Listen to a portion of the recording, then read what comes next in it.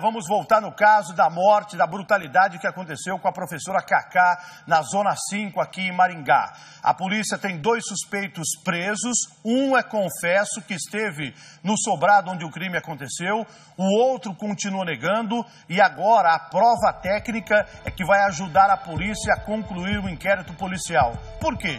Tem os 2 suspeitos. Tira-se a digital dos 2 e com as digitais encontradas no interior da residência, no sobrado, faz o confrontamento. Se der positivo, é uma prova técnica que ajuda em muito a polícia na investigação. O nosso repórter Cláudio Omar César conversou com o delegado responsável pela investigação sobre as novidades do crime. Você, Cláudio Omar. Ao nosso lado, doutor Luiz Henrique Vicentim, que, como você disse, realmente comandou aqui as equipes que resolveram esse caso, né, Salsicha? Como você bem disse também, pelo menos a última informação que nós tínhamos é que um dos suspeitos não havia confessado o crime. E essa é a primeira pergunta que nós vamos fazer, inclusive, ao delegado, se esse segundo suspeito confessou nessa tarde, ou se há alguma novidade sobre esse caso. Esse segundo suspeito, ele mantém a versão dele, ele nega qualquer tipo de participação nos fatos. Nós entramos numa fase da investigação que nós estamos aguardando as provas periciais serem produzidas. O IML tem que concluir o laudo pericial, o Instituto de Criminalística terminar também o levantamento de local de crime e também o Instituto de Identificação concluir os confrontos das impressões digitais colhidas no local. Nós esperamos que depois que essas provas estiverem prontas, a gente volte a interrogar esse suspeito e ele apresente uma nova versão. Essa seria uma prova muito importante nesse caso, né, doutor? Provas técnicas, elas sempre são muito importantes, porque são provas irrefutáveis, podem comprovar uma situação ou podem afastar de vez a participação. Então essas provas são de suma relevância para a nossa investigação. Agora, doutor, essas provas, claro, são importantes para serem anexadas ao inquérito, mas o senhor já ouviu ali o depoimento e ontem também, doutor, pelo que nós entendemos, houve uma cariação, né, entre os 2 suspeitos ali e esse primeiro, ele continua afirmando que há a participação do segundo. Sim, o Josemar manteve a sua versão, mesmo confrontado com o segundo suspeito, ele continua indicando o Ademir como o outro autor do crime e também ele como a pessoa que efetuou as pauladas ali que acabaram levando à morte a professora Cacá. Essa versão continua sendo mantida, então ele teria a participação por estar no imóvel, mas ele não teria praticado o crime, seria isso? Isso, o Josemar nos confessa ali o seu envolvimento nesse sentido. Ele nos disse que esteve lá para roubar, que estavam lá para furtar algumas coisas da casa, alguns pertences, e que ele permaneceu o tempo todo no térreo da casa, enquanto que seria o outro sujeito, o Ademir, quem subiu até o primeiro andar e encontrou a vítima no quarto. Essa é a versão que foi trazida para nós pelo Josemar. Essa versão apresentada pelo primeiro suspeito é definitiva ou não? Quer dizer, pode ser que ele esteja mentindo e que ele tenha praticado o crime? Funciona da seguinte maneira. É claro que a confissão dele ela é muito importante para nós, porque já reforça as suspeitas que nós tínhamos desde o início. Mas essa versão apresentada, ela tem que encontrar respaldo nas demais provas que nós produzimos. Então, se houver novos elementos aí que a gente conseguir arrecadar, que foram produzidos nesses 30 dias, que indiquem que o Josemar está mentindo para nós, que na verdade ele que estava lá em cima, ou que foram 2 pessoas que foram até o andar de cima, tudo isso será confrontado a ele e poderá haver descrédito na confissão dele. A gente sempre lembra que o interrogatório é um ato de defesa, onde o suspeito, ele apresenta a sua versão. Então essa é a versão dele, nós entendemos como uma versão de defesa. É o que nós vamos esclarecer aí com o decorrer das investigações, é se de fato essa versão que ele apresentou corresponde com a verdade ou não. Ontem nós tivemos uma informação que era extraoficial até então, e o senhor pode confirmar isso para a gente agora, que poderia haver uma terceira pessoa envolvida no crime. Isso foi cogitado também pelos suspeitos ou não?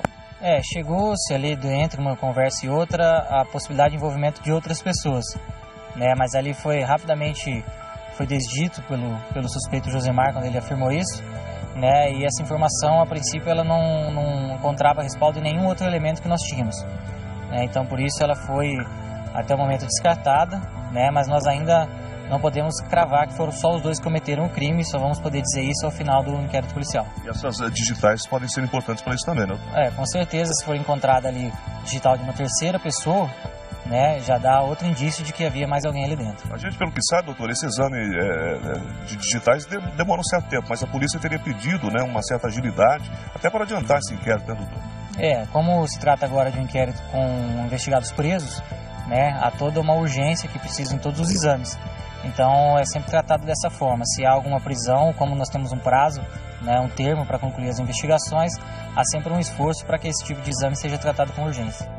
Tá aí a fala do delegado adjunto de Maringá. Esse segundo elemento, ele continua negando a participação no crime. Ele diz que não esteve no sobrado. Esse outro sujeito que aparece na imagem, ele confessa que esteve na residência da professora Cacá, mas não teria subido no local onde o crime aconteceu. E no local foi feito um levantamento pelo Instituto de Criminalística e tem muitas digitais que foram encontradas. Por exemplo, tem digital na geladeira, tem digital ali no prato onde eles comeram, tem digital na xícara onde eles beberam.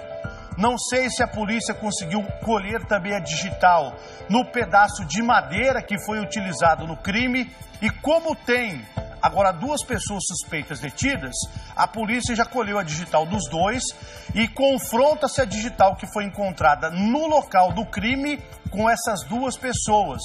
E a prova técnica é muito importante nesse caso, porque com a digital não tem como eles negar. Não, eu não estava na casa. Mas peraí, como é que a digital sua foi encontrada, por exemplo, na porta da geladeira? Entendeu? Você teve algum dia ou outro antes lá na residência para ficar digital lá até o momento que foi feita a perícia? Então a prova técnica é muito importante. E um outro detalhe que foi levantado, que chegou uma informação para a polícia, que esse sujeito aí que está aparecendo na televisão, o Josemar, ele teria saído do local do crime, ido até um local, tirado a camisa do time de futebol que ele estava no dia, colocou uma outra roupa e teria voltado no local onde a mulher foi encontrada morta. E ele ficou ali na região em volta, acompanhando tudo, a movimentação. Ele estava com essa roupa aí, ó, com essa camisa de futebol no dia que o crime aconteceu. Ele tirou essa roupa e depois ele teria voltado no local do crime. Olha que se for confirmado isso, imagina a frieza que esse homem tem. Ele voltou, estava lamentando junto com as pessoas o crime que aconteceu. Só que no momento do homicídio, do latrocínio, ele estava dentro do sobrado e acompanhou tudo, viu a movimentação. E a polícia acredita que ele possa ter participado também no momento ali em que a mulher foi agredida com um pedaço de madeira. Nada é descartado. Vamos aguardar agora o posicionamento por parte do Instituto de Criminalística de Maringá para saber qual vai ser a resposta com o laudo técnico para ajudar a polícia a concluir as investigações. Eu comentei ontem, só queria falar hoje novamente para você que está assistindo o programa. Precisa-se tomar uma atitude urgente das nossas autoridades para que estanque, para que consiga resolver os problemas dos moradores de rua, porque o povo de Maringá está assustado. Assustado porque tem sim um morador de rua, mas tem muito que estão no meio aí que são usuários de droga e são considerados bandidos, tem passagem pela polícia e comete crime de furto, de roubo e agora deu para constatar que crime de latrocínio também. Então tem que unir Polícia Militar, Polícia Civil, Guarda Municipal, Conselho de Segurança de Maringá, que Maringá tem Conselho de Segurança, Ministério Público e Justiça, para tomar uma atitude juntamente com o prefeito de Maringá, o vice-prefeito e os 15 vereadores que nós temos da cidade que foi eleito para defender o povo, para se tomar uma decisão, uma atitude para tentar resolver a situação dos casos de moradores de rua na cidade.